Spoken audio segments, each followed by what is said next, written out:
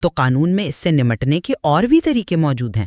مثلاً جرمانے کیے جا سکتے تھے، عدالتی کارروائی کا راستہ اختیار کیا جا سکتا تھا، راتوں رات بلڈوزر چلا دینا، وہ بھی تب جب آپ کو پتہ ہو کہ اندر زندہ جانور موجود ہیں، یہ کسی بھی مہذب معاشرے میں قابل قبول نہیں ہو سکتا۔ قانون کی حکمرانی کا تو مطلب ہی یہی ہے کہ اختیار کا استعمال قانون کے طے شدہ طریقے کے مطابق ہو۔